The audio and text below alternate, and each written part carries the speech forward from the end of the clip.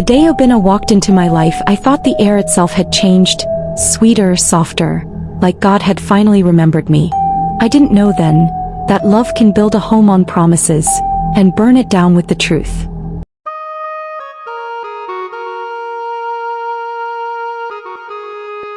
The day Obinna walked into her life, Adago swore the town air smelled sweeter. She met him at her aunt's shop in Enugu, where she sold Ankara fabrics under a rattling ceiling fan. He was charming without trying, the kind of man who laughed with his whole chest and looked you straight in the eyes. At first she ignored the gold band on his finger.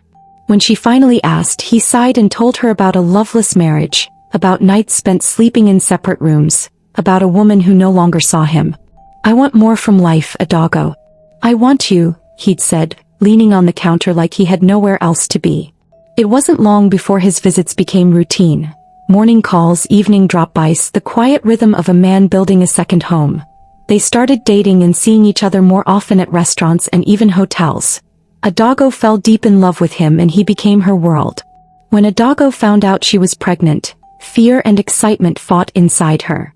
She expected him to vanish. Instead he smiled and said, "This is our family now. I'll take care of you."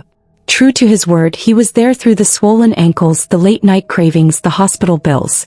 When their daughter, Kizoba, was born, he cradled her like something rare and priceless.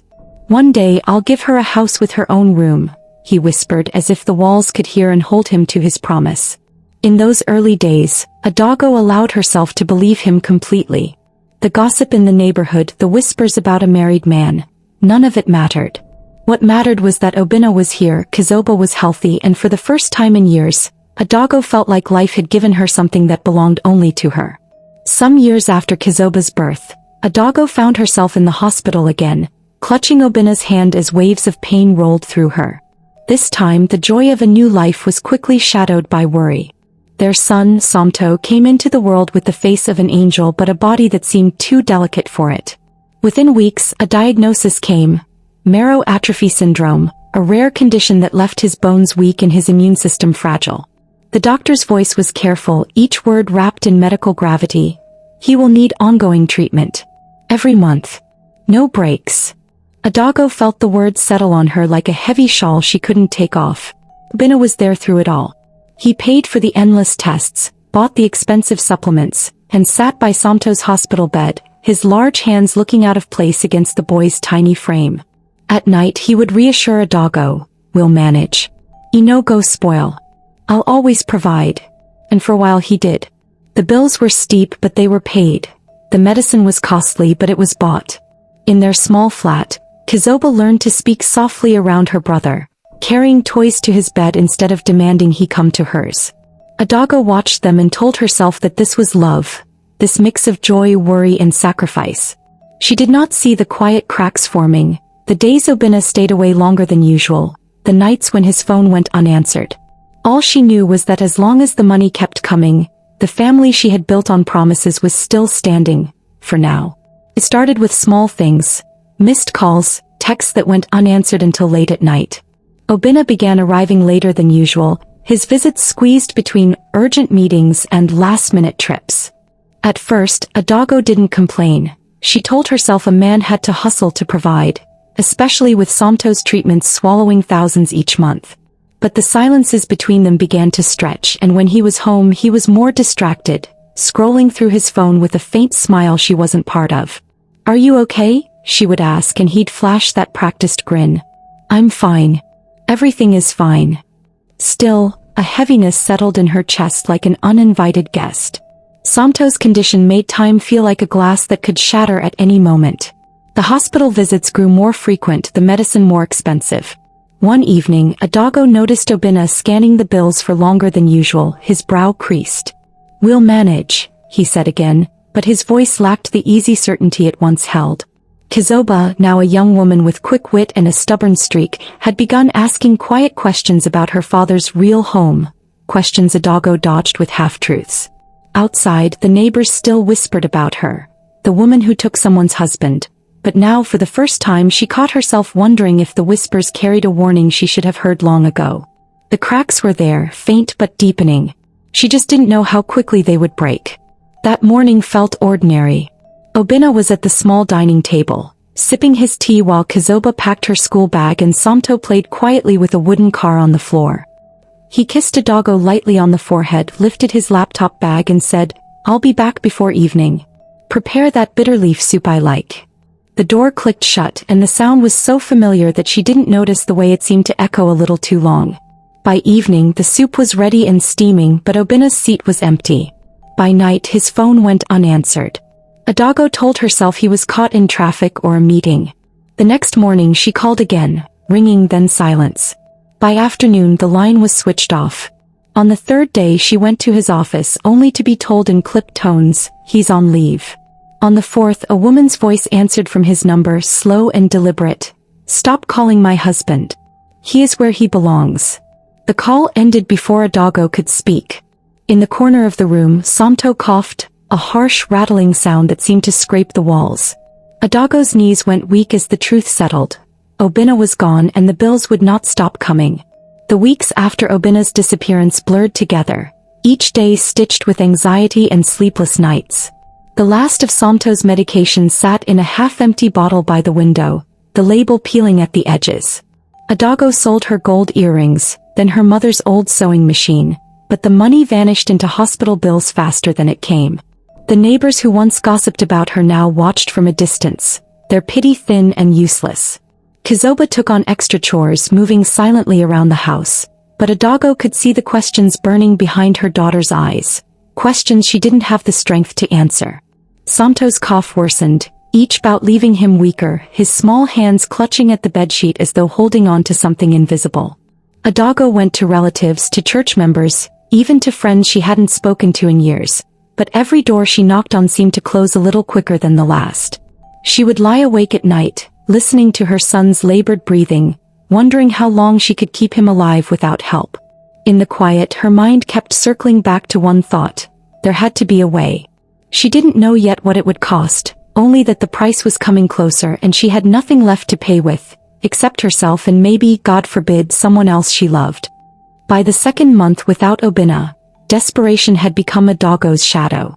Samto's hospital visits were now urgent rather than routine, and the doctor's warnings grew sharper. One more delay and we may lose him. One hot afternoon she found herself outside the large iron gates of Chief Okafor's compound. Everyone in the community knew the chief. His wealth was loud, his influence louder, and his appetite for women an open secret. Adago had come to beg for a loan of 50,000 naira, enough to buy Samto's medication and cover the next hospital trip. The gate swung open after a long wait, and a guard led her into a sitting room lined with leather chairs and the faint smell of cigar smoke. Chief Okafor listened without interrupting, his heavy gold chain glinting against his starched white senator attire. When she finished he leaned back, his face unreadable. "I can give you the money, Adago," he said slowly, "but I don't give without value in return." She stiffened, sensing the turn before he spoke it. His eyes slid toward the door. "Your daughter, Kizoba. She's grown now 18, beautiful.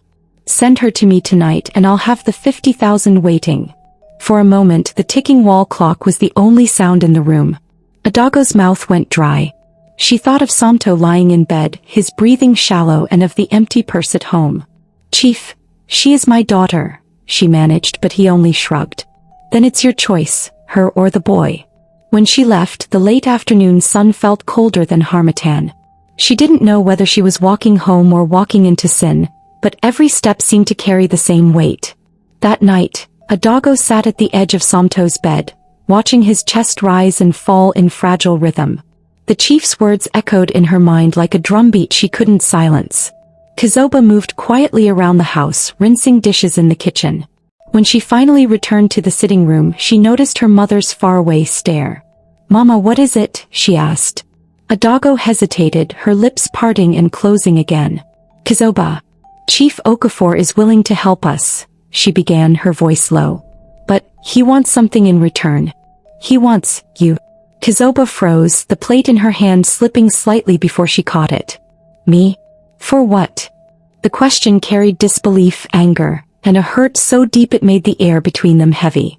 "I wouldn't ask if it wasn't life or death," Adago pressed, her eyes glistening.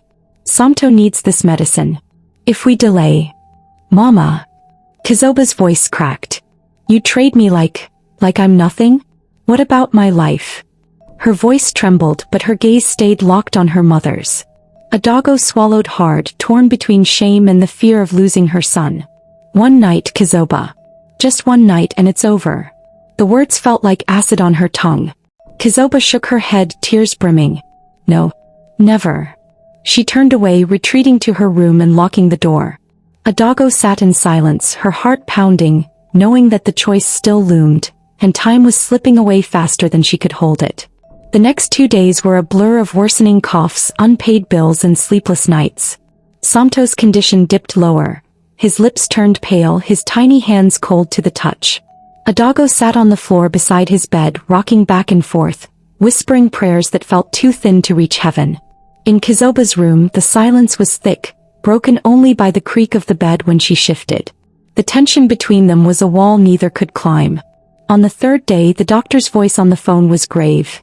If you can't bring him in with his medication today, Adago, you may not have it tomorrow to save him. By sunset, Adago stood at Kizoba's door, her face hard but her eyes hollow. You'll go tonight, she said, the words sharp and final. No, Mama, Kizoba replied, her voice trembling. I won't. Adago's tone turned cold. Then you'll watch your brother die. When the girl didn't move, Adago left her without food, the house sinking into bitter quiet. Hunger gnawed at Kizoba's resolve, but it was the sound of Somto's labored breathing through the thin wall that finally broke her. Just after 9 she emerged, dressed simply, her face blank. She walked past her mother without looking at her, past the flickering bulb in the hallway, and out into the night toward the chief's compound. The guard opened the gate without a word, and the clang of it shutting behind her seemed to close off the world she knew. Chief Okafor sat waiting, a faint smile on his lips, his gaze heavy and unsettling. He reminded her of the agreement her mother had made. The minutes that followed felt longer than hours, leaving her hollow and cold inside.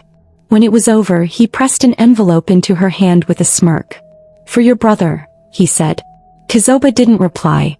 She walked out into the night, the compound gates swinging shut behind her. The money felt heavier than anything she had ever carried, because she knew exactly what it had cost.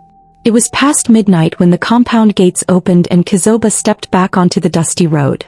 Her hands clutched a brown envelope, the weight of it pressing into her palm like a brand. She walked fast, her breath sharp, the street lamp shadows stretching long and crooked ahead of her. Every step home felt heavier than the last. She told herself she wouldn't cry, that she'd just hand over the money and be done. But as she turned onto her street, voices pierced the quiet, urgent, panicked. She saw a neighbor's motorbike in front of their house, the headlight cutting through the dark. Adago. Hurry, someone shouted. Kizoba's heart lurched. She ran, the envelope still in her hand. Inside, Somto was limp in their mother's arms, his head rolling slightly with each desperate shake. We have to get him to the hospital. Adago cried, but her own voice was breaking. They rushed outside, but halfway down the road, Somto's small body went still. The driver slowed, looking back with a face that told the truth before the words came. Adago, he's gone. Kizoba stood frozen, the night spinning around her. Slowly she lifted the envelope and stared at it, then at her mother. So, this is what you made me do, she whispered. And now he's dead. The morning after Somto's burial, the house was silent except for the faint hum of a ceiling fan turning lazily above. Adago sat on the edge of her bed, her face lined with exhaustion, her eyes refusing to meet her daughter's. Kizoba stood in the doorway, the brown envelope still in her hand, untouched since that night. She placed it on the small table between them. I'm leaving, she said simply. Adago's head lifted slightly, but no words came. You traded me for him, Kizoba continued, her voice steady despite the tears pressing behind her eyes. And now he's gone. What was the point? She turned and began packing the few clothes she owned, folding them with a calmness that felt unnatural. By evening she was on a bus bound for Lagos. The city's lights greeted her like an open hand and she took it. In the weeks that followed, Kizoba found work as a hostess in a lounge, then began entertaining wealthy clients on her own terms. She learned quickly that in Lagos, beauty could be currency, and she vowed never to be poor again. The bitterness of what she had endured hardened into ambition. She changed her name in the city, dressed in silk and gold, and moved in circles where power whispered in low voices. But no matter how high she climbed, there were nights when she would stare out at the Lagos skyline, envelope in mind, and wonder if she had truly escaped, or if she had simply become another kind of prisoner.